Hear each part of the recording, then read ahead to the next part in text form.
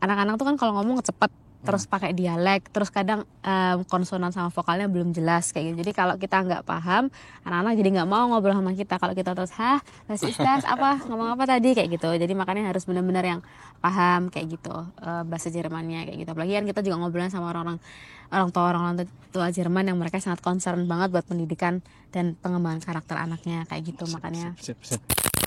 Satu hal yang pertanyaannya aku pengen tahu nih. Di sekolah kamu ada makan siang gratis gak? Nggak ada makan gratisnya Pak ini nggak sampai sini. Mau kabur aja dulu ke Jerman tanpa persiapan? Jangan. Sini gue kasih tahu caranya biar bisa punya karir bagus di Jerman. Sebelum berangkat, lo harus paham bahasa Jerman. Nah, di Verba Jerman Edu, lo bisa belajar dari nol sampai siap interview Ausbildung. Dan yang paling penting, proses Ausbildung harus legal dan aman. Of course, Verba bisa bantu kalian Ausbildung ke Jerman tanpa ribet dan tentunya aman.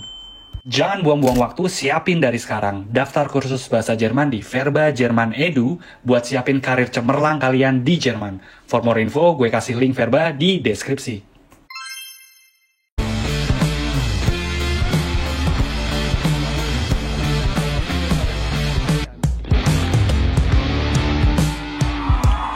Halo semuanya, herzlich willkommen to my channel. Nama gue Damario Sujono. Dan di video ini spesifik gue akan ngebahas tentang Ausbildung Erzieherin. Dan Ausbildung Erzieherin tuh ada berbagai macam ternyata. Nah, kita akan ngebahas Ausbildung itu bersama satu narasumber yang gue udah kenal lumayan lama. Salah satu ketua PPI Stuttgart dulu. Kita sambut aja Maya. Makasih. Langsung kenalan nih.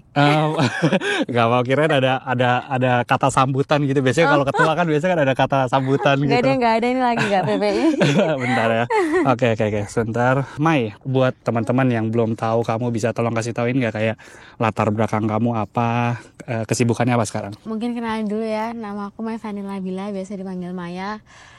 Aku saat ini lagi ambil program Ausbildung zur Erzieherin di Jerman, tepatnya di kota Aalen. Terus, jadi sebenarnya kalau boleh cerita sedikit tentang aku, dari aku backgroundnya di Indonesia tuh dulu aku ambil perawat kayak gitu. Terus sampai di Jerman jadi banting setir nih, jadi guru TK kayak gitu. Ya. Erzieherin. Apa sih motivasinya? Kenapa pilih Erzieherin? Jadi emang aku dari dulu emang suka kerja sama anak-anak sih, dan aku emang dulu waktu pas masih kecil cita-citanya gitu emang pengen jadi guru TK gitu, guru SD gitu, karena ya first impressionku kalau ngelihat guru TK atau guru SD tuh emang mereka yang apa namanya kayak friendly, terus penuh kasih sayang, terus yang kreatif gitu, yang gitu deh pokoknya kayak gitu. Terus kayak kamu suka anak kecil lah ya, suka berinteraksi dengan anak kecil ya.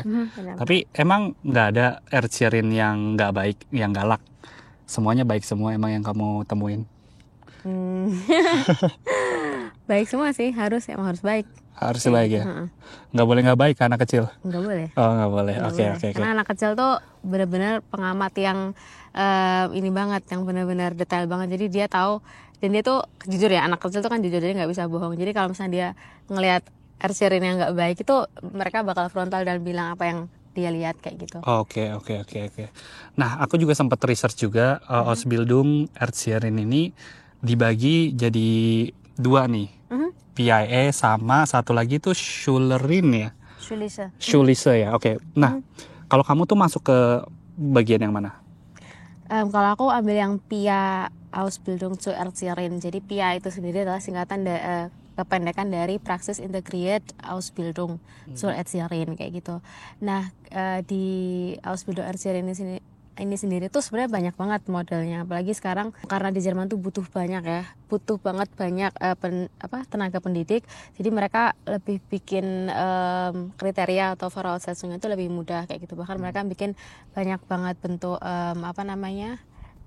program untuk Ausbildung Erzieherin ini sendiri. Tapi yang ada dua program besar di Ausbildung Erzieherin ini. Yang pertama Schulisse Ausbildung Erzieherin, jadi kayak Ausbildung normal yang Erzieherin itu tuh dia biasanya 2 tahun sekolah full, terus tanpa gaji, tanpa kerja, benar-benar cuma teori doang kayak ke sekolah.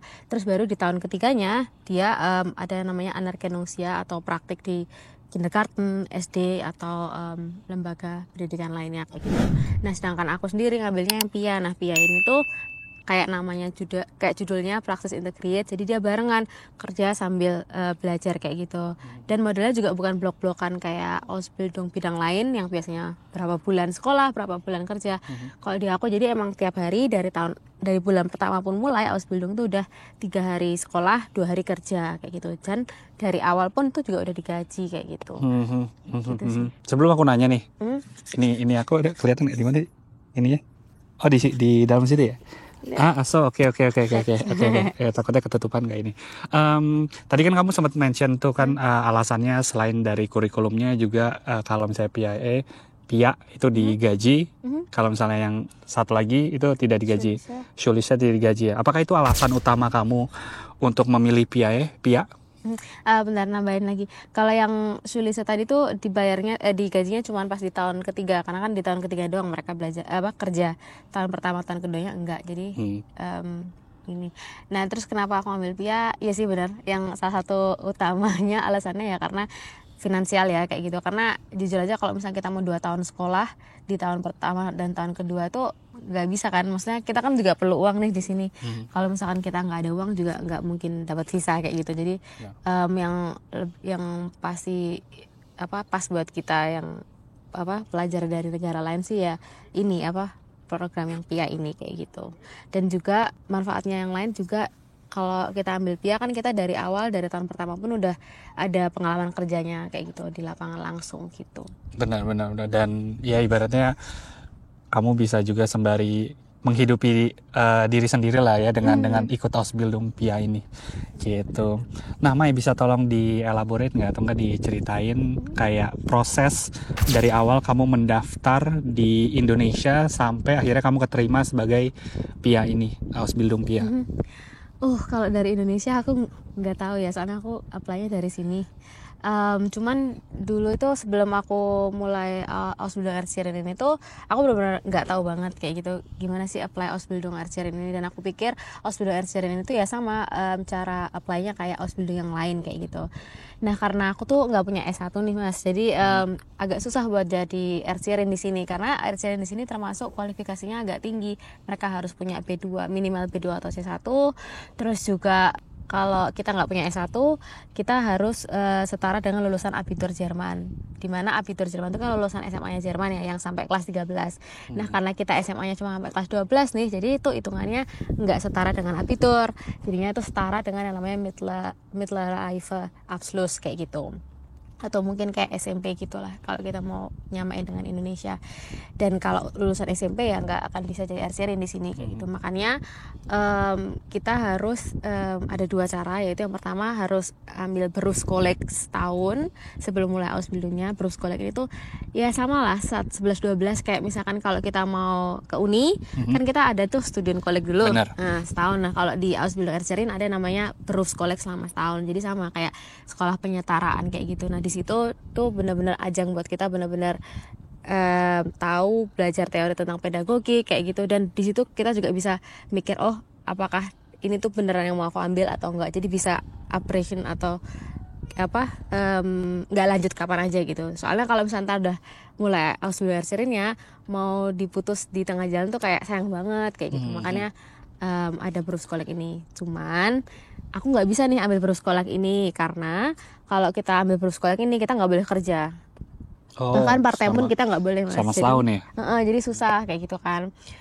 Kalau untuk yang orang Jerman sendiri mereka bisa apply BAföG kayak gitu, kayak bantuan dana yang nggak perlu dikembalikan. Tapi untuk kita yang foreigner nggak bisa sayangnya gitu. Jadi aku nggak bisa nih ngambil opsi ini kayak gitu. Nah habis itu waktu itu aku sampai datang nih door to door ke beberapa Fachschule atau sekolahnya, nanya terus gimana dong kalau misalkan aku nggak punya S1, nggak punya Abitur, terus nggak bisa Berufskolleg tuh ada nggak sih cara lain kayak gitu. Nah ada, ternyata harus punya pengalaman di bidang sosial Einrichtung 2 tahun, selama 2 tahun.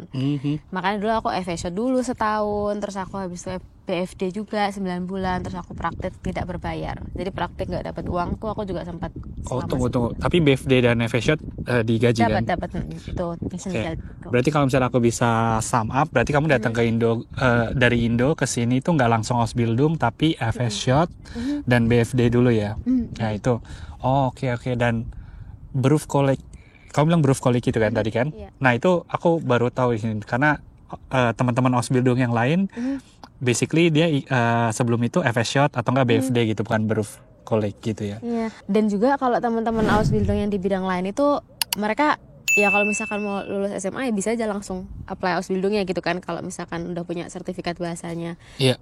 Dan udah punya kontrak kerjanya. Kalau di Arcerin tadi bisa nggak bisa langsung kayak gitu, emang harus itu. Kecuali kalau kita punya S1 dari Indo itu bisa cuman praktikum doang selama 6 bulan terus langsung mulai Ausbildungnya bisa gitu. Oh, oke. Tuh, kalau Menarik. nggak bisa. Jadi hitungannya kalau dihitung bareng ya 5 tahunan sampai lulusnya nggak gitu. setara Indo sama Jerman. Sedih nggak sih?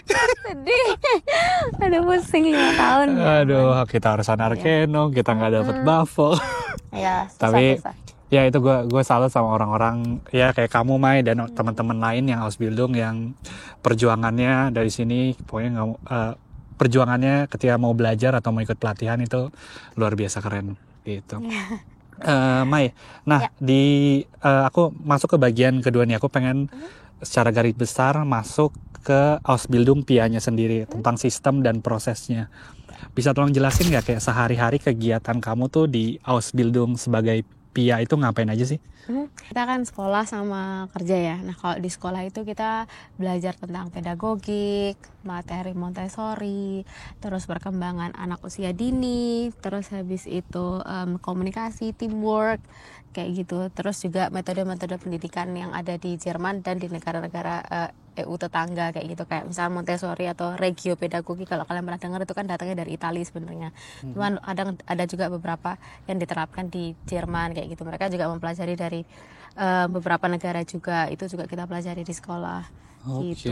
Terus tapi lebih banyak tentang psikologi anak sih kayak gitu. Terus ketika kamu ngomong psikologi anak tuh konkretnya tuh kamu ngapain ke anaknya itu, atau enggak apakah itu sistem pembelajarannya atau gimana itu maksudnya kamu psikologi? Psikologi anak tuh kayak misalkan gimana kita kalau di kindergarten tuh kan banyak anak yang kita ampu. Misalkan di satu grupku aja tuh aku punya 20 sampai 40 anak kayak gitu. Nah, misalkan kita cuma 4 pekerja atau 4 RC-rin aja nih. Gimana caranya kita tuh dari jam 7 pagi ya sampai jam 4 sore. Itu kita di standby sama anak-anak kayak gitu. Anak-anak tuh kan pasti bosen. Kadang kita kalau nitipin anak selama 2-3 jam aja tuh mereka udah bosen kayak gitu. Nah itu gimana caranya kita bikin mereka tuh gak bosen. Terus kadang ada anak yang tantrum, atau gak ada anak yang punya autismus, atau ADHS, atau Auffälligkeit yang lain kayak gitu. Nah itu tuh kita di situ tuh peran penting kita jadi garda terdepan buat menggantiin sosok orang tuanya di sana kayak gitu. Terus juga kita harus punya namanya koneksi baik sama anak-anak, terus berciung atau hubungan yang baik sama anak-anak secara emosional, secara mentalnya juga, supaya mereka percaya sama kita, nyaman sama kita gitu. Jadi dari pagi sampai sore dititipin ke kita atau main sama kita tuh ya mereka mau kayak gitu loh. Kan nggak bisa nih misalnya kita nggak belajar ilmunya, terus kalau misalnya ada anak nangis terus tantrum nggak tahu ya kita marah kan jadinya. Kok tantrum sih kayak gitu, gue juga bingung mau ngapain, gue kasih tahu nggak mau dengar kayak gitu. Nah kalau kita udah punya teorinya kayak gimana cara ngandelnya, misal dirangkul atau misalkan kita pindahin ke tempat lain yang lebih tenang, ada yang namanya Rückzugort buat anak-anak yang kadang tantrum kayak itu. Nah itu tuh salah satu yang bisa kita praktekin langsung ke tempat kerja dari teori yang kita pelajari di sekolah. Oke. Wow, sangat kompleks ya ternyata. Dan kamu nge-handle 20 sampai 40. Wow. Iya. Teriak satu teriak, yang salah lainnya juga teriak semua. Aduh. Iya. Mai, kan Ausbildung kan gabungan antara teori dan praktek kan. Kalau dari Ausbildung PIA sendiri proses pembagiannya tuh gimana sih? Kalau di aku sendiri itu aku setiap hari itu ada 3 hari sekolah, terus 2 hari kerja kayak gitu. Nah kalau kerjanya itu dari jam 7 sampai jam 6 pagi, terus ada waktu 2 jam untuk Vorbereitungszeit atau waktu buat persiapan, misalkan aku mau bikin proyek sama anak atau mau ngapain sih aku hari ini tuh sama anak-anakku. Nah kayak gitu tuh ada waktunya sendiri kayak gitu di dalam 8 jam kerja itu. Nah terus kalau 3 hari sekolah ya itu aku benar-benar sekolah kayak gitu, ada examnya juga kayak gitu. Terus ini yang bikin berat di PIA itu karena itu tadi kita abwechsel atau ganti-gantian, terus kan sekolah kerja. Jadi misalkan dalam seminggu kita di sekolahan lagi ujian, terus habis pas lagi tempat kerja kita lagi apa namanya benar-benar proyek sama anak-anak tuh kayak benar-benar stres banget. Jadi pulang sekolah tuh atau pulang kerja tuh nggak bisa yang udah tidur apa tuh nggak bisa, tetap kita harus kalau di aku ada namanya nulis bericht kayak gitu, atau nulis apa sih yang kita lakuin hari ini sama anak-anak, terus direfleksi, dievaluasi. Nah itu harus ditulis semua schriftlich kayak gitu. Oke. Itu yang ribetnya. Wow. Dan nggak boleh mood exam itu kamu bawa ke kayak kelas anak-anak kecil itu ya. Nggak bisa Yang ada anak-anak pada tantrum semua. Bener. Nah itu makanya jadi emang benar-benar harus kuat mental, fisik juga kayak gitu. Kalau ya gimana ya, apalagi kalau misal ganti-ganti musim kayak gitu kan, anak-anak kan gampang sakit tuh. Nah gitu kita juga bakal sering kena juga ketularan sakit kayak gitu. Jadi benar-benar harus ya itu harus balance kayak gitu. Time manajemennya juga harus bagus, karena kalau enggak bakalan lost banget kan, karena ya udah dari sekolah terus dari tempat kerja jadi benar. Ya. Apakah itu merupakan salah satu tantangan terbesar kamu, Mai? Time management gitu segala macam. Belum lagi PPI. Belum lagi buat kalian yang nggak tahu, dia juga ngajar TPA ya. Iya kan. Lumayan padat banget. Memang ini ibu ketua nih. Udah lulus. Nanti kita lagi. Iya. Mai, ini juga pertanyaan yang sering ditanyakan sama viewer aku di YouTube. Apakah selama Ausbildung sebagai PIA, kan tadi kamu sempat mention kan digaji kan. Kalau boleh tahu kira-kira gaji seorang Ausbildung PIA tuh berapa sih per bulan?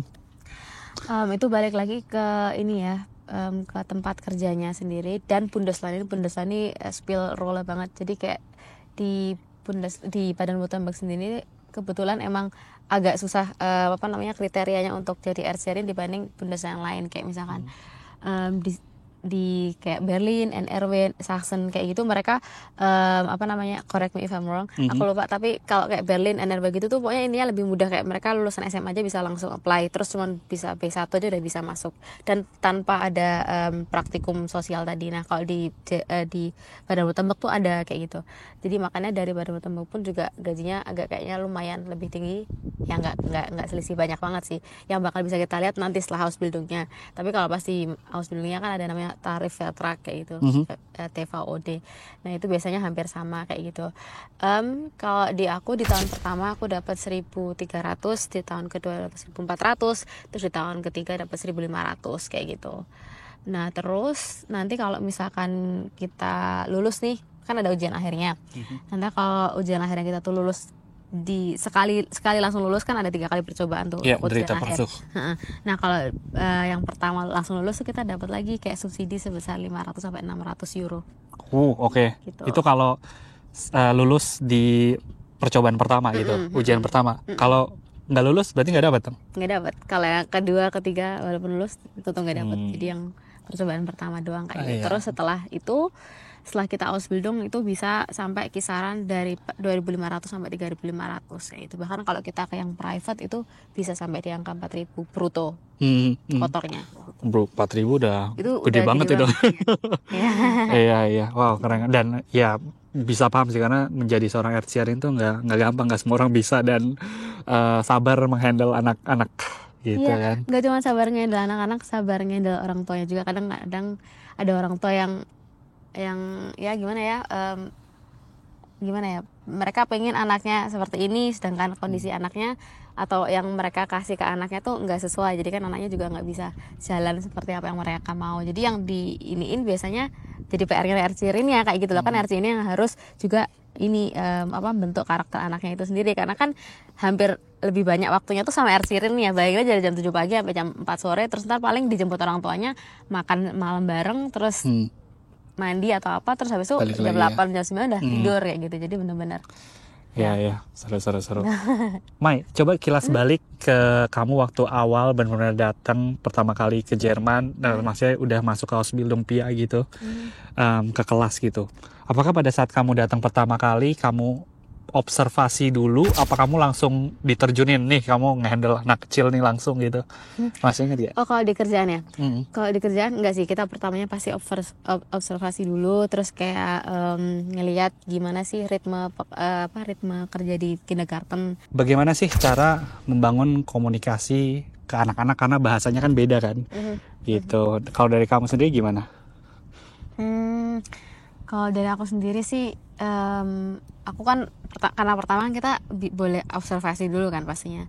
Nah aku ngeliat sih apa namanya yang anak-anak suka tuh apa kayak gitu. Misalkan yang kita misalkan di TK anak-anak kan pas lagi main, terus aku ngeliat nih anak ini tuh suka main apa kayak gitu. Nah dari situ tuh dari interest yang mereka punya tuh jadi bahan pendekatan aku sama anak-anak kayak gitu. Terus kadang ada anak-anak yang malu, ada anak-anak yang ngerasa nggak nyaman, apalagi aku kan pakai hijab nih kayak gitu, kayak pasti beda banget karena aku satu-satunya di tempat kerja aku yang pakai hijab kayak gitu. Mereka tuh suka agak, mungkin di awal mungkin ada beberapa yang agak skeptis, terus selalu nanya kenapa sih kok kamu pakai hijab kayak gitu. Cuma enaknya itu anak-anak itu ya kalau dijelasin tuh mereka kan rasa ingin tahunya sangat tinggi ya, apalagi anak-anak di usia dini kayak TK kayak gitu. Jadi kalau kalian bisa kasih penjelasan yang baik terus masuk akal ya, pastinya juga penjelasan yang mudah buat anak-anak di usia segitu. Itu tuh mereka jadi tahu, terus mereka oh kayak gitu ya, iya. Terus habis itu karena obrolan yang kayak gitu tuh lama-lama jadi mereka nyaman kayak gitu sama kita. Terus kalau kita main sama mereka kayak gitu, mereka juga bakal mikir oh kamu juga temanku kayak gitu. Itu sih jadi Seru. Nah, kalian jadi semakin tertarik nggak nih buat ikut Ausbildung sebagai Pia?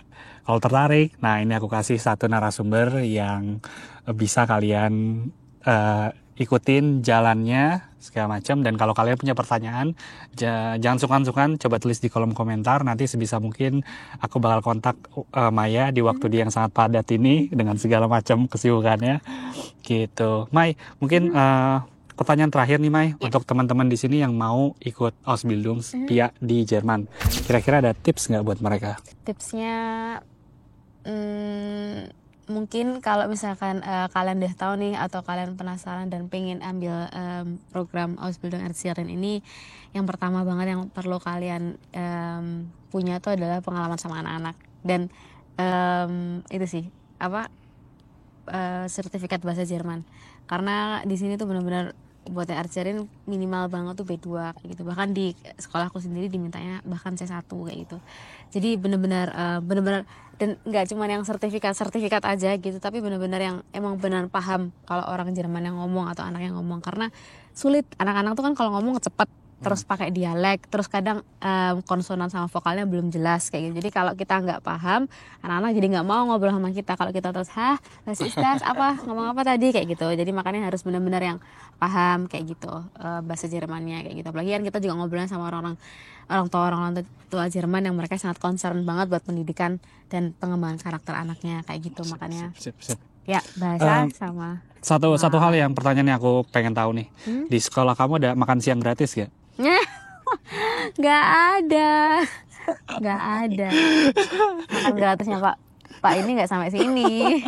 Itu intermezzo aja. Oke. Teman-teman, itu aja mungkin pertanyaan yang bisa aku susun buat kalian tentang Ausbildung Pia gitu. Mai, makasih banyak waktunya udah sempetin waktu buat sharing ke teman-teman ini tentang Ausbildung Pia. Gitu. Nah, kalau kalian suka video ini jangan lupa klik like, komen, dan subscribe channel gue supaya ngebantu gue lebih berkembang dan lebih semangat lagi buat ngasih ke kalian info-info tentang gimana sih caranya pergi ke Jerman, salah satunya Ausbildung. Gitu. Oke, teman-teman, vielen Dank und auf Wiedersehen. Zum nächsten Mal. Ciao. Oke.